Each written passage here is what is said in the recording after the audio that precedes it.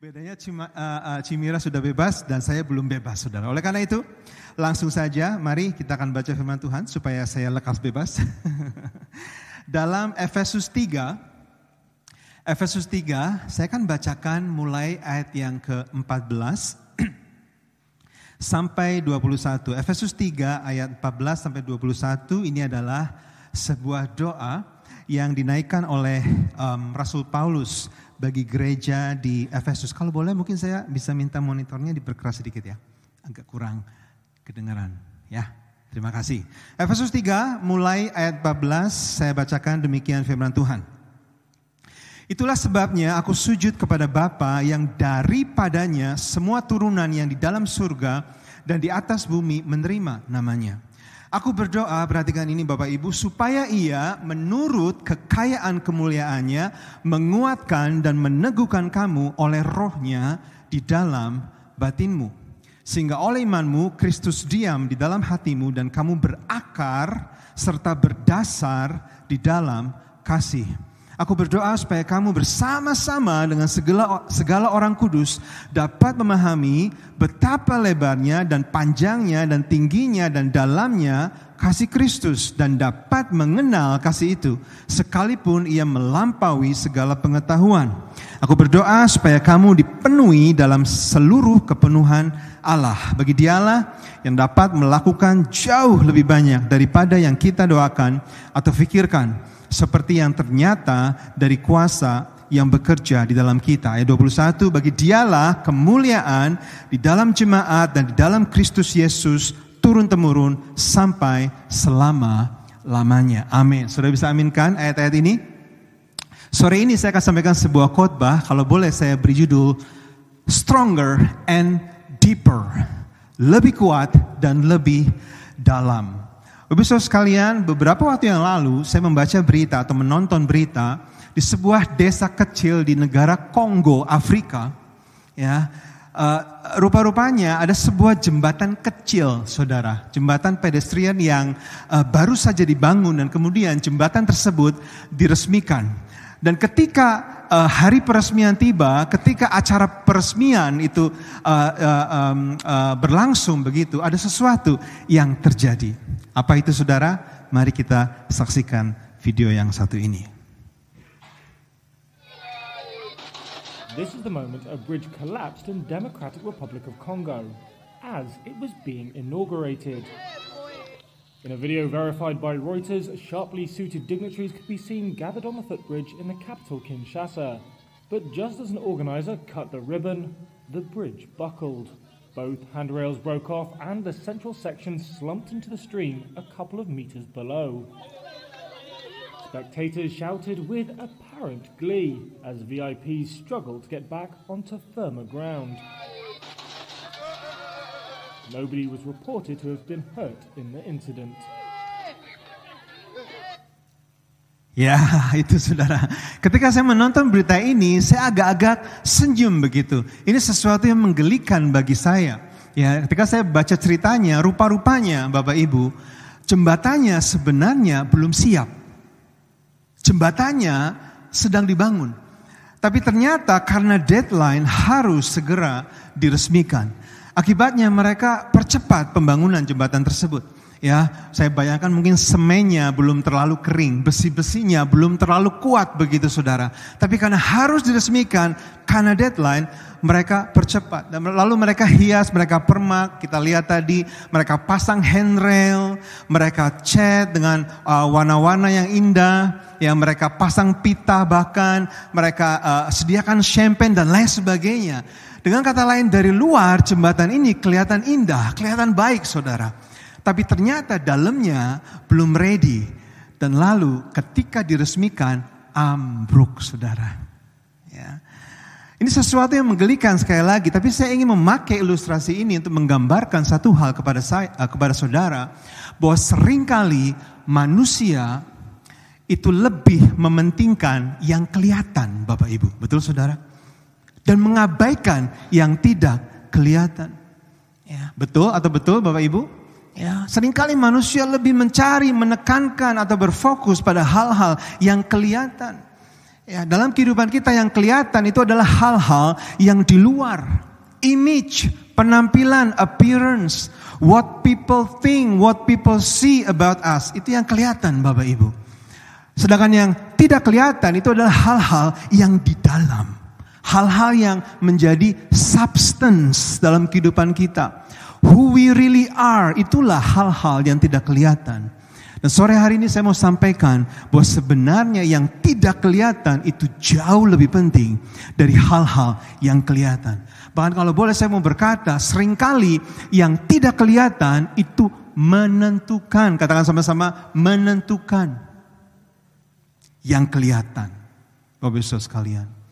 Dalam kehidupan kita sebagai orang Kristen, demikian juga Bapak Ibu Saudara sekalian, ada hal-hal yang kelihatan, ada hal-hal yang tidak kelihatan.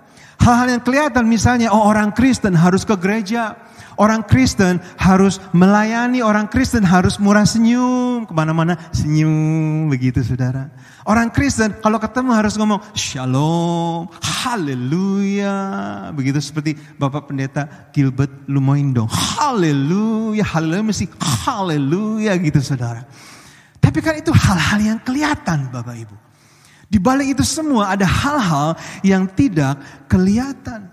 Dan hal-hal yang tidak kelihatan itulah sebenarnya yang menentukan apakah seseorang adalah Kristen yang sejati atau bukan.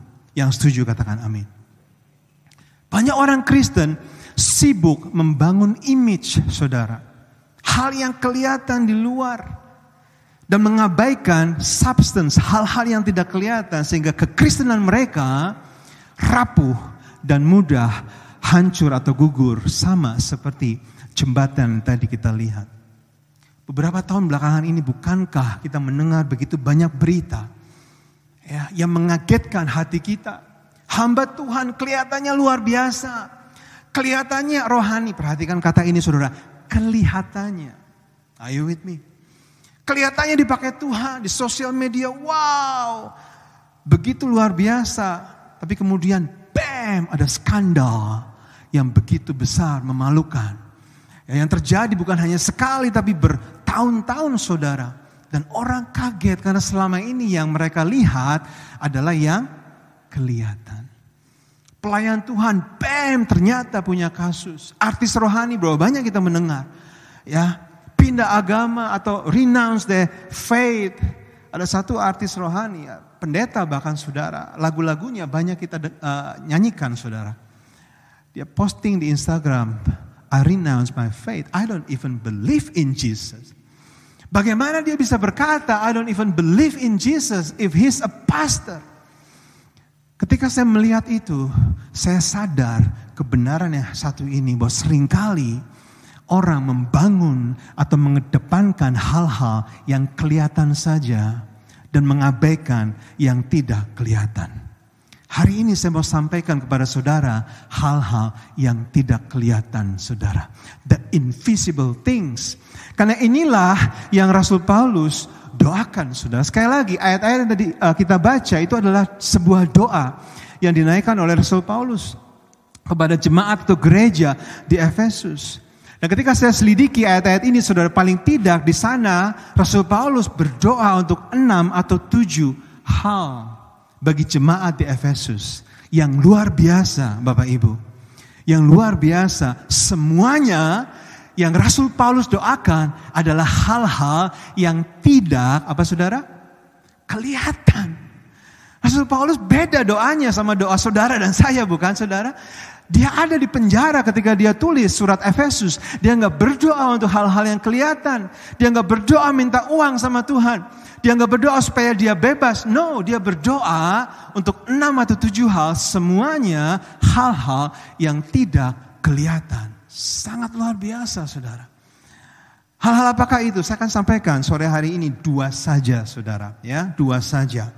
Yang pertama, Rasul Paulus berdoa supaya batin gereja Tuhan di Efesus itu menjadi kuat, stronger in spirit. Katakan sama-sama, stronger in spirit.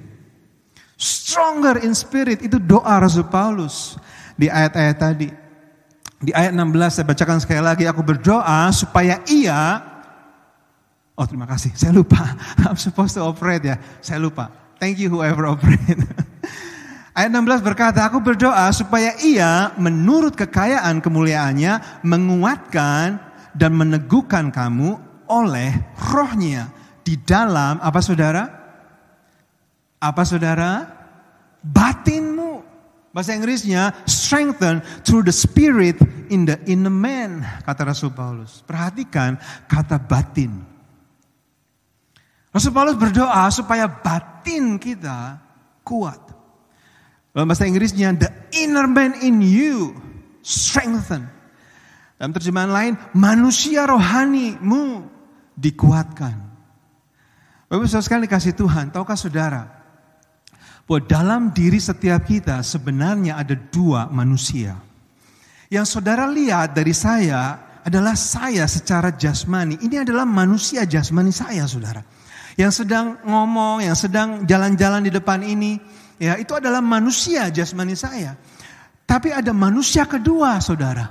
Setiap kita punya manusia yang kedua itu, dan itulah manusia rohani atau manusia batiniah, the inner man in you, kata Alkitab. Dan Rasul Paulus berdoa untuk manusia yang kedua ini supaya menjadi kuat. Mengapa demikian? Jawabannya sederhana. Karena kekuatan sejati letaknya di dalam dan bukan di luar. Amin, Bapak Saudara sekalian. Ada banyak orang kuat di luar, tapi dalamnya lemah. Badannya keker. Tapi naik mobil kesalip sedikit, muaranya luar biasa. Itu baru disalib pakai P, saudara. Yesus disalib pakai B. Dia memilih disalib. Kita baru disalib pakai P.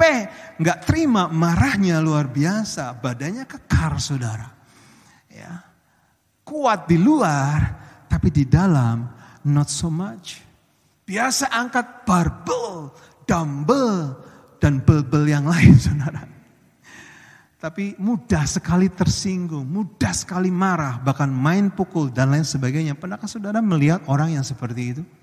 Itu contoh orang yang manusia lahiriahnya kuat, tapi batiniahnya lemah. Saya mau berkata, lebih baik lemah di luar, tapi kuat di dalam, Bapak Ibu. Daripada kuat di luar, tapi lemah di dalam. Salah-salah no. Lebih baik di dalam dan di luar sama-sama kuat. Nah itu lebih baik lagi saudara. But nobody's perfect ya Koroni.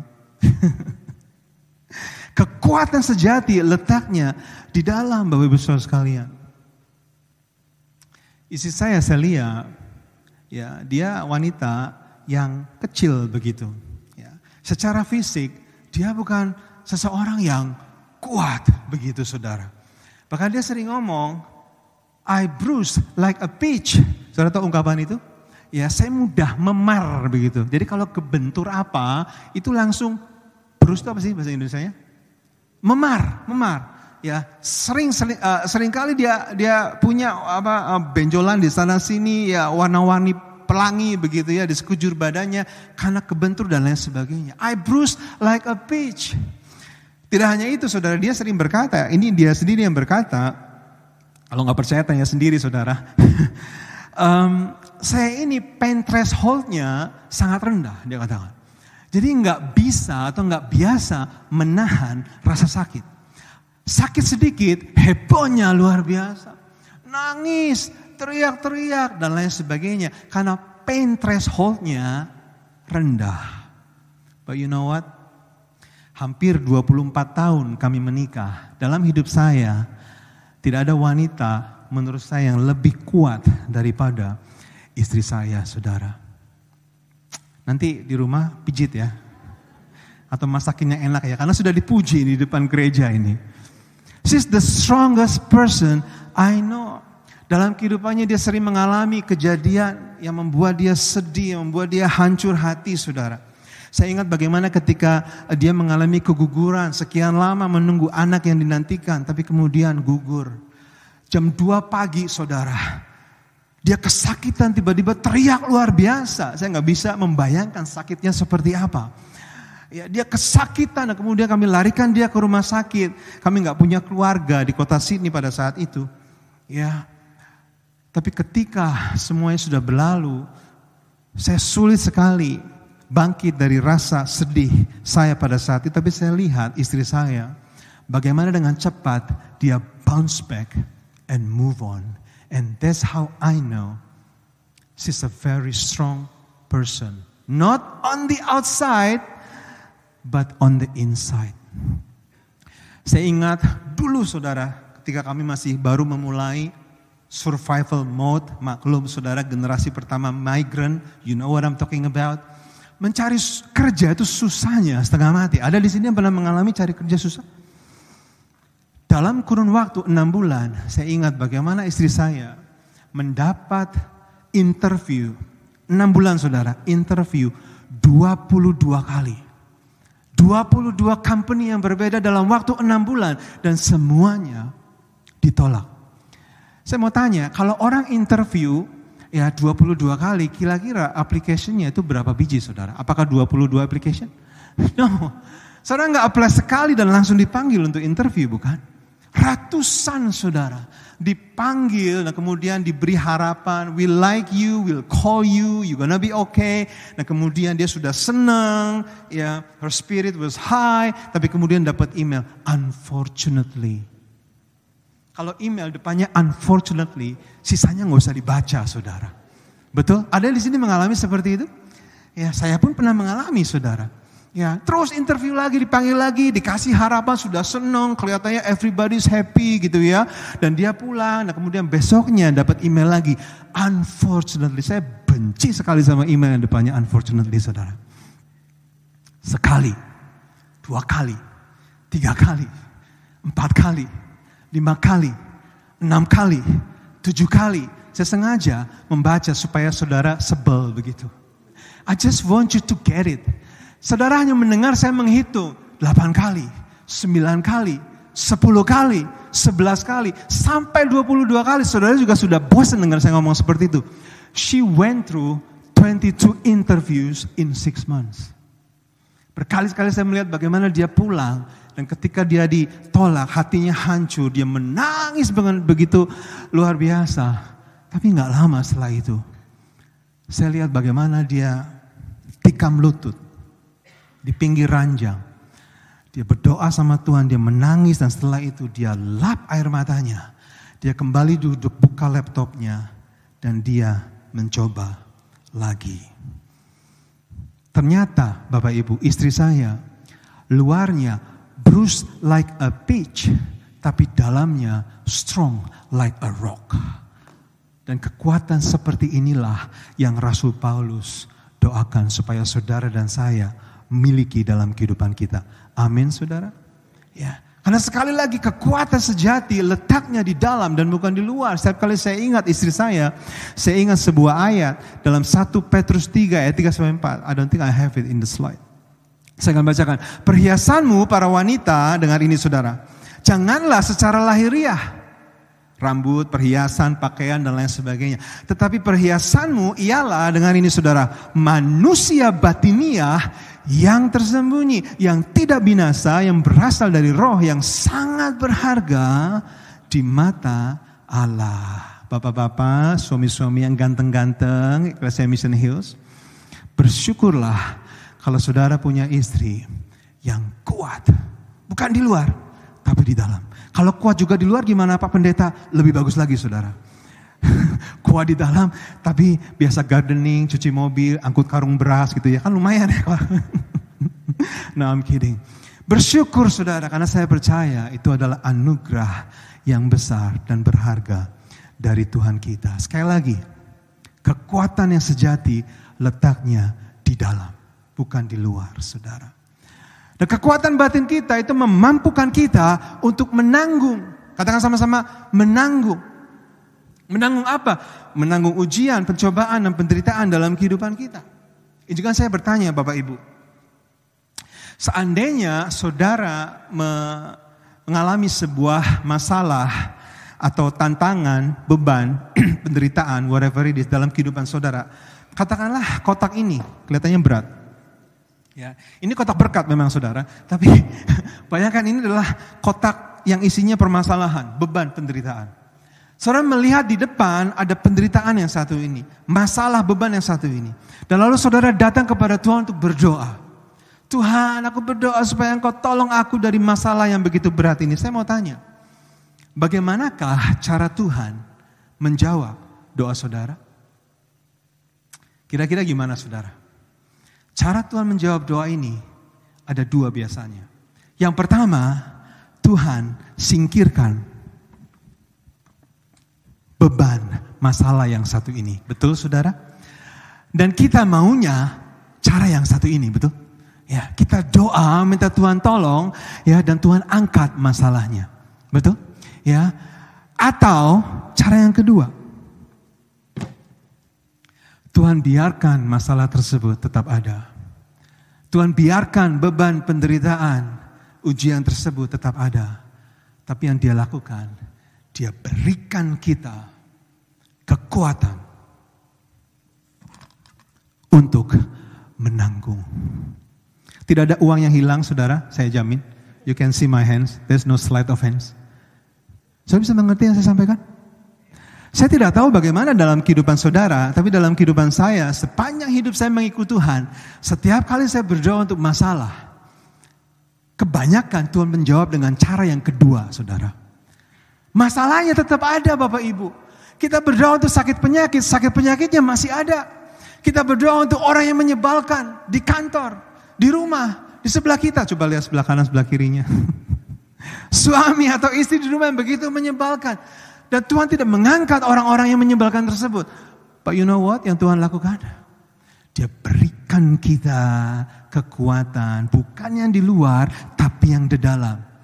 Manusia batiniahmu diberikan kekuatan untuk menanggung. Menanggung saudara. Endure. Dan kita hanya bisa menanggung ketika kita kuat di dalam. Sekali lagi saudara, ini kan hal-hal yang gak kelihatan saudara. Lebih dari sekedar ke gereja, nyanyi, melayani, dan lain sebagainya. Ini hal-hal yang gak kelihatan. Tapi sekali lagi, yang tidak kelihatan menentukan yang kelihatan. Berkali-kali dalam Alkitab muncul kata yang satu ini dalam Filipi 4 ayat 13. Alkitab berkata, segala perkara dapat kuhilangkan. Salah. Apa saudara? Segala perkara dapat ku singkirkan. Salah lagi. Ku tanggung di dalam Dia yang memberi kekuatan kepadaku. Ada amin saudara? 1 Petrus 2 ayat 19, sebab adalah kasih karunia jika seorang karena sadar akan kehendak Allah menanggung. Lihat itu, muncul lagi. Penderitaan yang tidak harus ia tanggung. Jadi ternyata menanggung penderitaan itu adalah kasih karunia.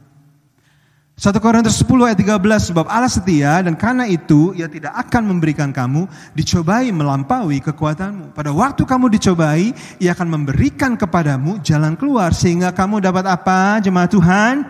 Menanggungnya. Untuk menanggung, saudara perlu kekuatan.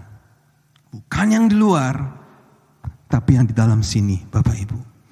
Semakin kita kuat, semakin kita sanggup menanggung. Tapi sebaliknya, dengar baik saudara. Sebaliknya juga sama. Semakin sering kita menanggung beban, ujian, permasalahan dalam kehidupan kita, semakin kita kuat. Bertahun-tahun yang lalu saudara, saya pernah join sebuah gym. Tampaknya kayak gak percaya ya.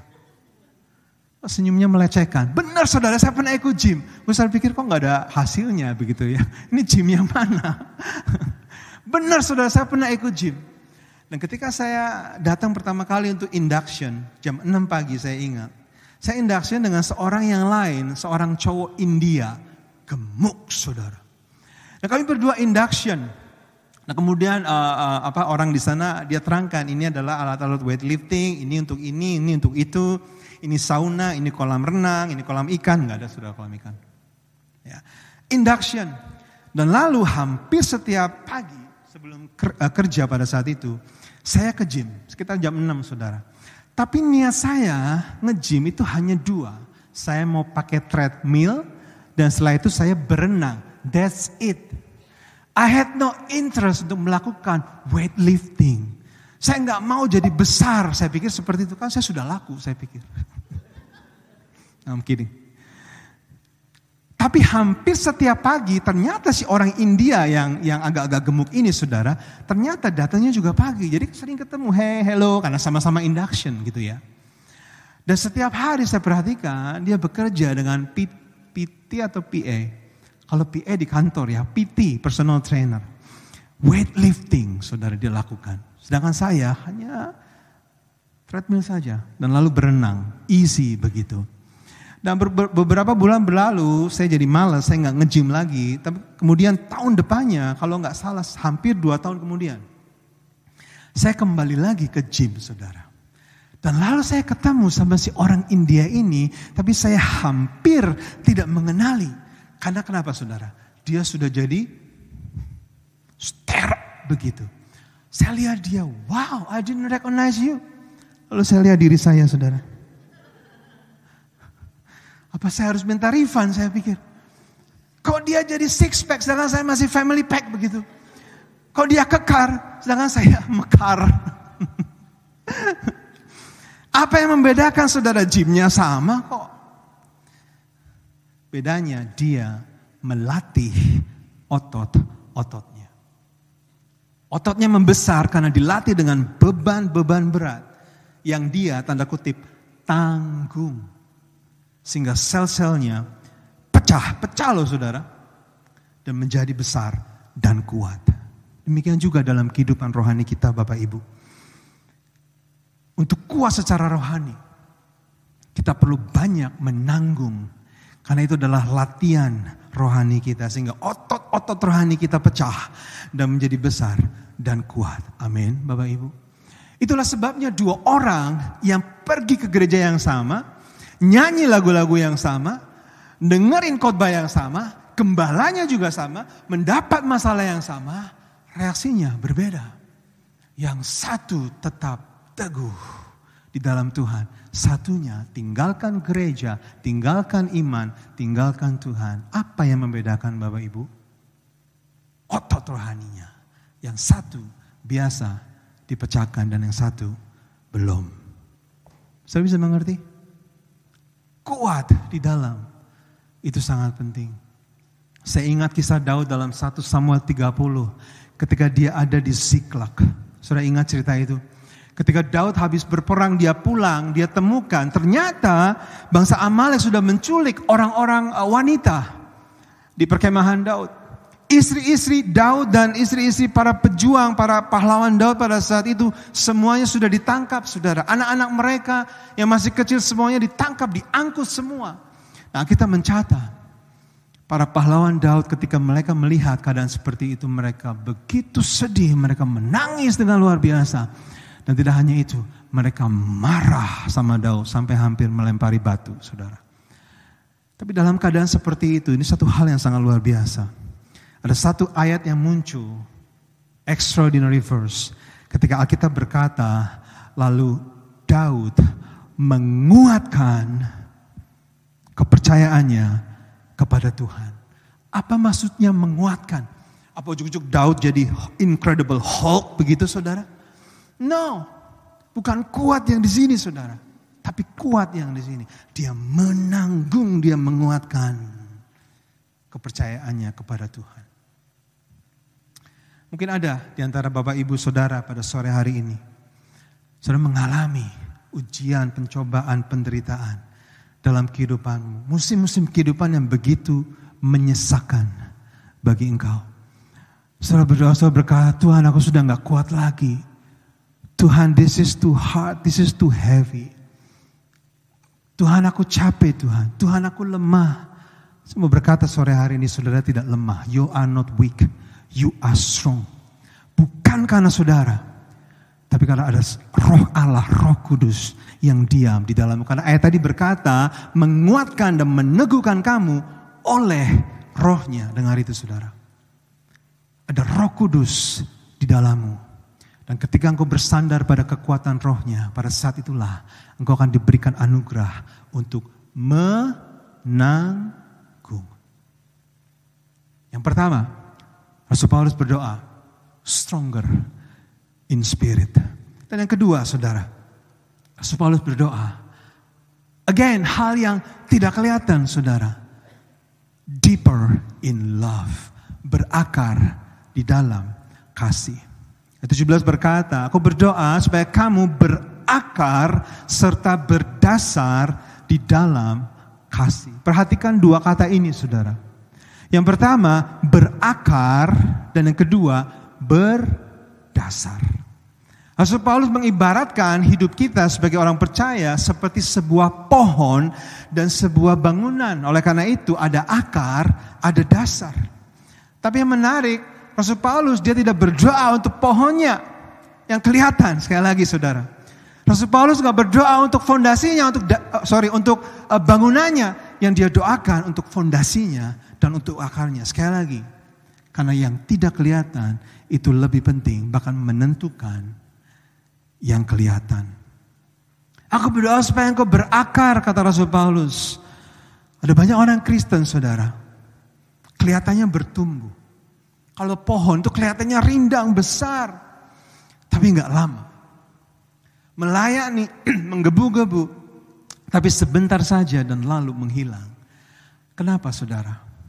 Tidak berakar. Aku berdoa supaya kamu berdasar, grounded, kata Rasul Paulus.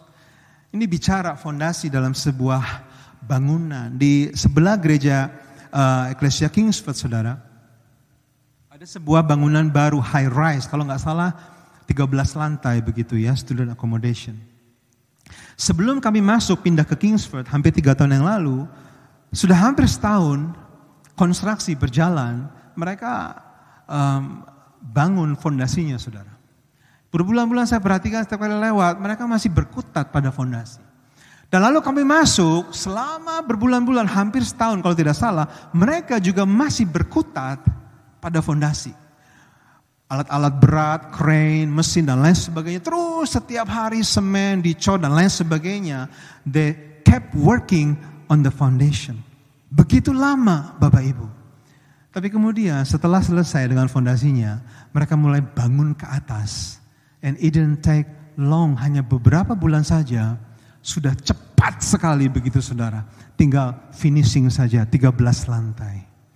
Dari situ, ternyata saya renungkan, benar, saudara, bagian terpenting dalam sebuah bangunan adalah fondasinya. Oleh karena itu, dalam dunia konstruksi, mungkin kalau saudara bekerja di dunia konstruksi, ada sebuah statement atau ungkapan yang berkata, if you don't go deep, you can't go high. Saudara mengerti ya? Kalau saudara enggak menggali dalam-dalam, saudara enggak bisa membangun ke atas tinggi-tinggi. Semakin saudara mau membangun tinggi, semakin saudara harus menggali lebih dalam dan lebih kuat. Sekali lagi, yang tidak kelihatan itu menentukan yang kelihatan. Banyak orang Kristen, Bapak Ibu, fondasinya lemah. Tidak heran ketika ada badai kehidupan melanda, iman mereka mudah gugur. Kenapa, saudara? Dasarnya, fondasinya kurang dalam, masih lemah. Dan Rasul Paulus berdoa, aku berdoa supaya engkau berakar dan berdasar, ini penting, saudara, di dalam kasih.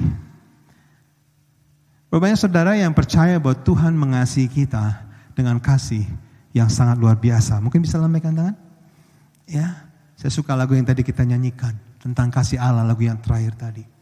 Ya, Tuhan mengasihi kita dengan kasih yang luar biasa. Tahukah saudara, kalimat Tuhan mengasihi engkau, God's love you, adalah one of the most common atau cliche statement in our Christian faith.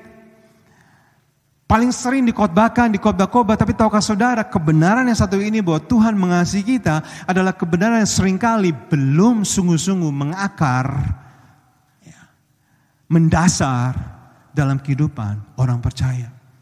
Because it sounds too good to be true. Bagaimana mungkin Tuhan mengasihi aku dengan kasih yang tanpa syarat? Doesn't God know how I am?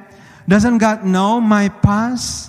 Sounds too good to be true. Banyak orang Kristen Mereka tahu saja Tuhan mengasihi mereka, tapi mereka tidak sungguh-sungguh mengenal kasih Allah dalam kehidupan mereka. Saya Kristen sejak kecil, Bapak Ibu. Saya sekolah minggu sejak saya kecil. Tapi ketika saya remaja, saya pindah ke kota besar. Saya tinggalkan Tuhan, saya nggak ke gereja hampir 3 tahun. Saya ikut pergaulan yang tidak baik, saudara, keterikatan dan lain sebagainya. Ya, saya tinggalkan Tuhan. I was messed up pada saat itu. Tapi saya bersyukur oleh karena anugerah Tuhan, Tuhan kembali menangkap saya. Tapi ketika saya melihat ke belakang hari ini, kenapa bisa demikian? Bagaimana saya yang dari sejak kecil, mungkin anak-anak saudara juga, kita harus tahu, saudara. Dari sejak kecil diajar sekolah minggu, bertumbuh di gereja dan lain sebagainya. Tapi kenapa begitu mudah meninggalkan Tuhan? Dan saya sadar jawabannya hal yang satu ini. Karena saya belum berakar dan berdasar dalam kasih Yesus. Saya tahu kasih Yesus. Tapi saya tidak sungguh-sungguh mengenal kasih Yesus.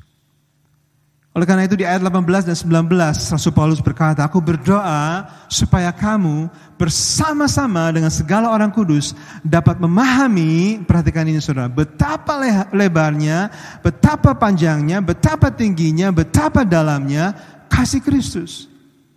Dan lihat ini, dan dapat mengenal, enggak cuma tahu Bapak Ibu, mengenal kasih itu sekalipun ia melampaui segala pengetahuan. Betapa lebarnya kasih Kristus. Ini bicara cakupan, saudara. That God loves everyone the same. Slide berikutnya.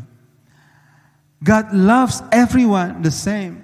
Tidak peduli dari latar belakang yang berbeda, keadaan yang berbeda, dari bangsa-bangsa yang berbeda dan lain sebagainya. Kasih Allah cakupannya itu begitu lebar. Berbeda dengan kasih manusia, Bapak Ibu. Kasih manusia adalah easy love. Saudara tahu easy love? Easy love itu ketika kita mengasihi orang yang mirip sama kita. Itu easy love. Dan kalau kita jujur, kebanyakan kita mengasihi orang lain dengan easy love. Saya mengasihi Koroni karena Koroni mirip sama saya. Dari latar belakang, gantengnya sih gantengan Koroni kayaknya. Awet mudanya. Ya, dari mungkin hal-hal yang lain, sama-sama Kristen, sama-sama ke gereja, sama-sama melayani. It's easy love. Dan kalau kita jujur, kebanyakan kita mengasihi orang lain, siapapun itu, keluargamu, istrimu, teman-temanmu, sahabatmu, jemaat di tempat ini, itu adalah easy love. Karena mereka mirip sama kita.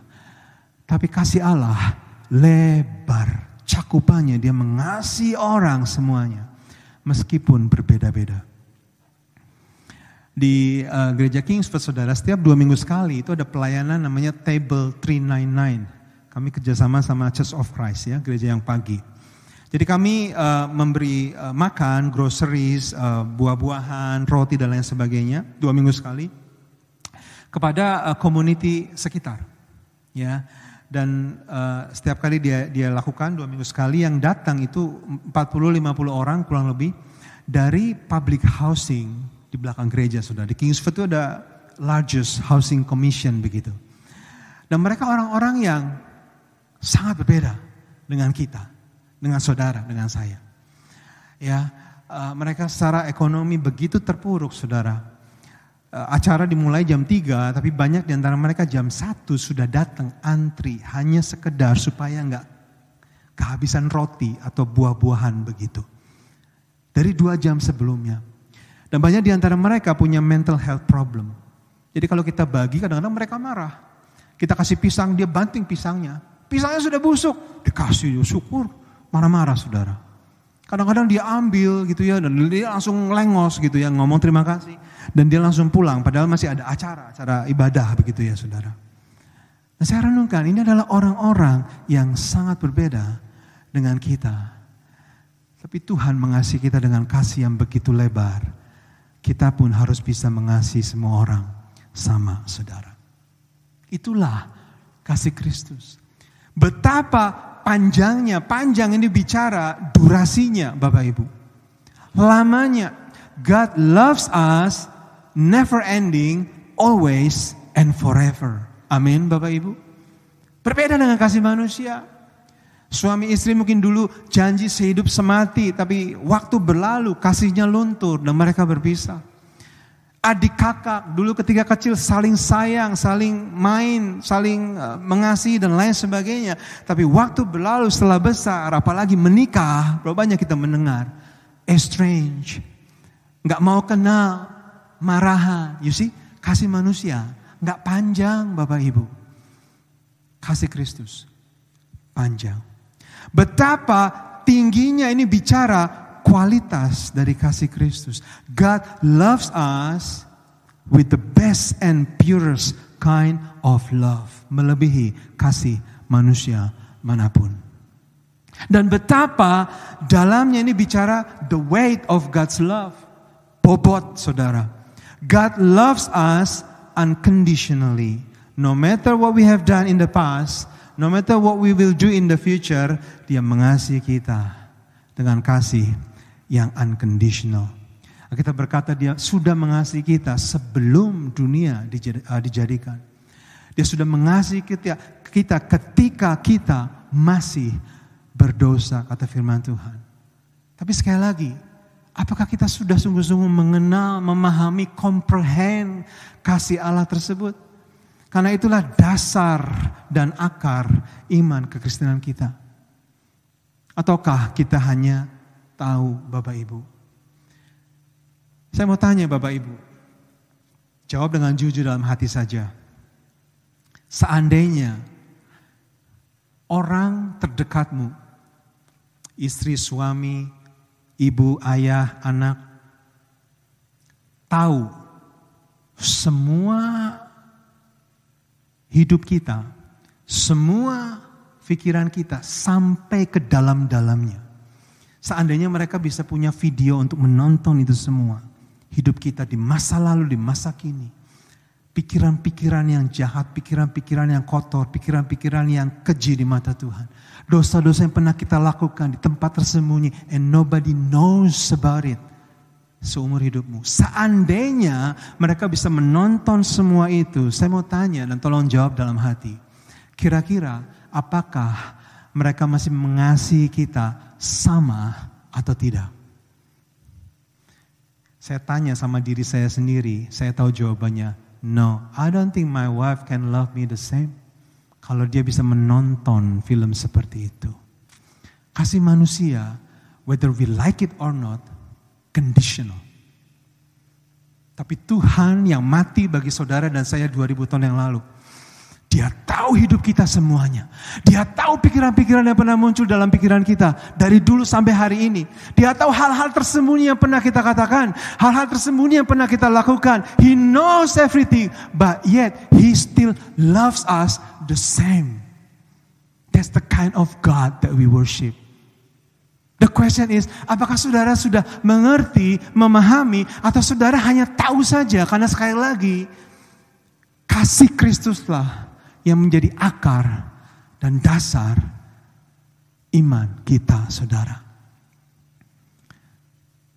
Tidak ada satupun hal yang pernah kita lakukan dan akan kita lakukan yang bisa mengurangi kasih Kristus dalam kehidupan kita.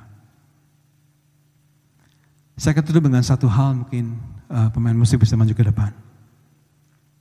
Suatu ketika ada seorang anak yang menyakiti hati Bapak. Kalau Nick gak ada, mungkin Celia bisa main, if you don't mind.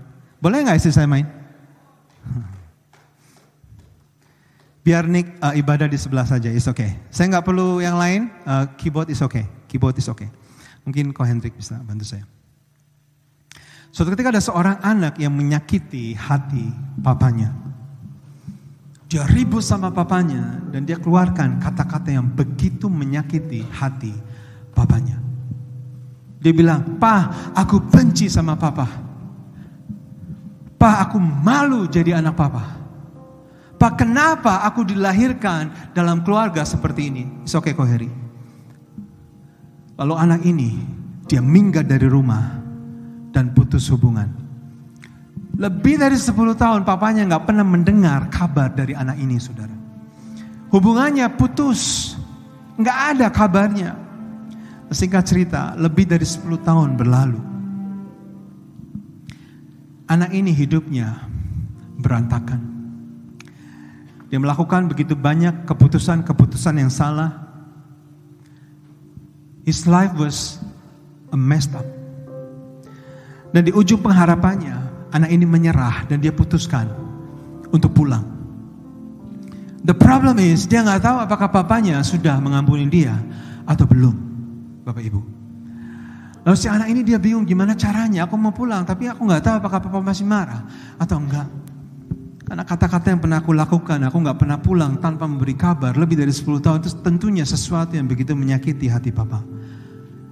Lalu si anak ini punya ide, saudara. Dia putuskan untuk tulis sebuah surat. Dia tulis, dia katakan, "Pa, ini aku anak papa." Dia sebutkan namanya. Aku gak tahu apakah papa masih ingin menemui aku. Tapi hari Minggu pertama bulan depan, aku akan naik kereta yang melewati rumah kita, Pak. Kalau papa ingin aku pulang, kalau papa sudah memaafkan aku, kalau boleh aku minta, Pak, tolong gantungkan sehelai kain putih di jendela depan rumah kita. Kalau aku gak lihat kain putih tersebut, it's okay, Pak, gak apa-apa. Aku ngerti. Dan aku gak akan turun dari kereta, aku akan teruskan perjalananku. Singkat cerita, di hari Minggu, di bulan depannya, anak ini begitu nervous, dia naik kereta, saudara. Dia ingin pulang, dia ingin ketemu sama bapaknya. Ketika keretanya berjalan semakin mendekat, perlahan mendekat rumahnya, si anak ini, dia lihat ternyata ada kain putih, saudara.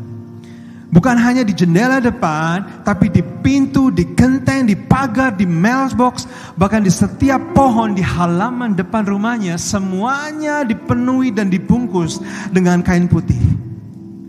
Dan gak hanya itu, dari jauh, anak ini dia lihat ada seorang pria tua, tubuhnya kurus ringkih, kelihatannya sudah sakit-sakitan, duduk di atas kursi roda.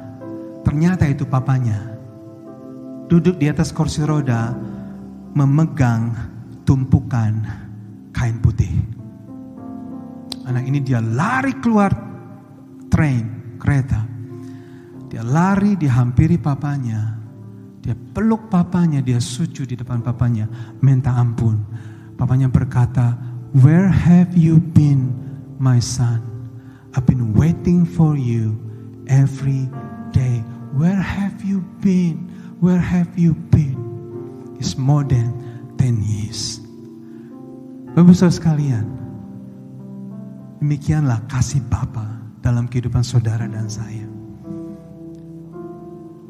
Pertanyaannya, maukah kita berakar dan berdasar dalam kasih seperti itu? Sehingga tidak ada lagi satupun dalam kehidupan kita yang membuat kita goncang, apalagi gugur iman.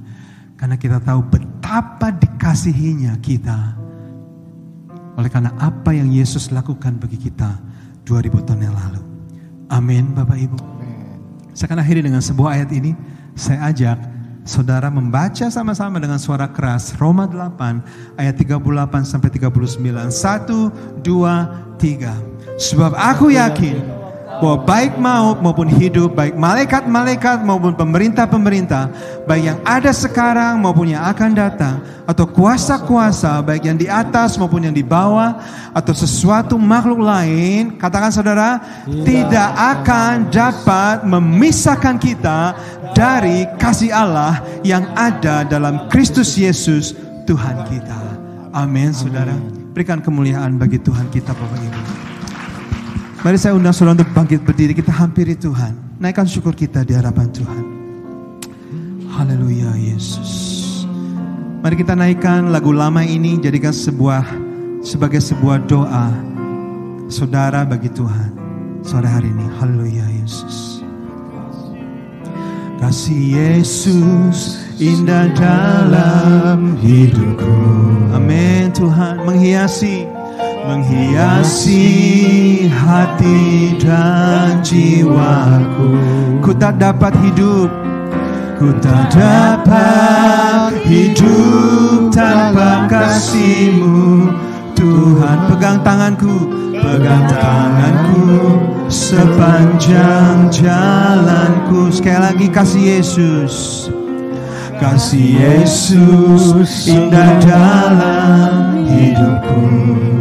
Ini doa kami Tuhan. Menghiasi kasih dan jiwaku. Ku tak dapat hidup tanpa kasih-Mu Tuhan.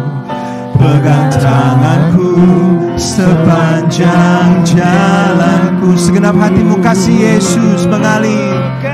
Kasih Yesus mengalir dalamku seperti sungai yang tak pernah kering. Kasih Yesus membebat hatiku. Dalam kasih-Mu ku merasa teduh. Kasih Yesus, kasih Yesus mengalir dalamku seperti sungai yang tak pernah kering. Kasih Yesus membebat hatiku. Dalam kasih-Mu ku merasa teduh. Sekali lagi, segenap hatimu kasih Yesus. Kasih Yesus mengalir dalamku seperti sungai yang tak pernah kering. Kasih Yesus membebat hatiku. Dalam kasih-Mu ku merasa teduh. Dalam kasih-Mu, dalam kasih-Mu ku merasa teduh. Dalam kasih-Mu, dalam kasih-Mu ku merasa teduh. Ini doa kami Tuhan, ini seruan hati kami. Kami mengucap syukur Tuhan untuk firman yang sudah disampaikan pada sore hari ini. Kami bersyukur Tuhan untuk ingatan-Mu Tuhan, untuk hal-hal yang tidak kelihatan, yang Kau rindu untuk kami bangun dalam kehidupan kami Tuhan. Kami berdoa Tuhan supaya Engkau berikan kami batin yang kuat, a stronger spirit, dan kasih yang mendalam, yang berakar dan berdasar dalam kasih Yesus. Kami perlu dua hal ini Tuhan, supaya apapun yang kami alami dalam kehidupan kami Tuhan, betapa sulitnya sekalipun, betapa menyesakannya sekalipun kehidupan kami hari-hari ini Tuhan, kami akan selalu kuat dan kami tidak akan gugur dalam iman kami, karena kami tahu Tuhan ada Roh Kudus di dalam kami yang senantiasa menguatkan manusia batinia kami. Dan kami tahu ada kasih Yesus yang tidak mungkin dapat dipisahkan dari kami Tuhan.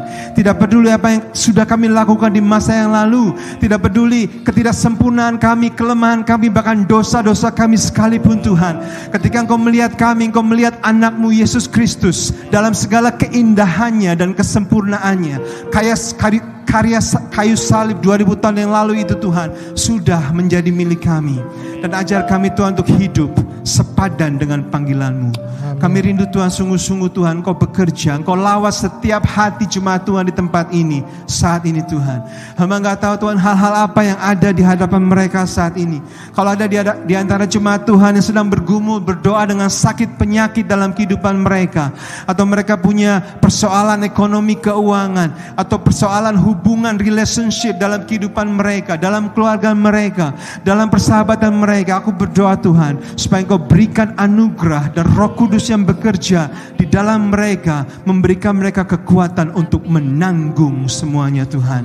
Dan kami boleh didapati Engkau sebagai orang-orang yang menang, victorious in Jesus. Terima kasih Tuhan untuk firman kebenaran-Mu yang sudah Kau sampaikan di tengah-tengah jemaat-Mu di tempat ini. Meteraikan itu dalam kehidupan kami. Dan ajar kami Tuhan bukan hanya sebagai pendengar-pendengar firman saja, tapi sebagai pelaku-pelaku firman dalam kehidupan kami. Dan hidup kami dikuatkan, Diberkati Tuhan. Kau bawa dalam satu kemenangan kepada kemenangan berikutnya. Dalam nama Tuhan Yesus Kristus, semua yang sudah terima firman Tuhan, katakan sama-sama. Amin.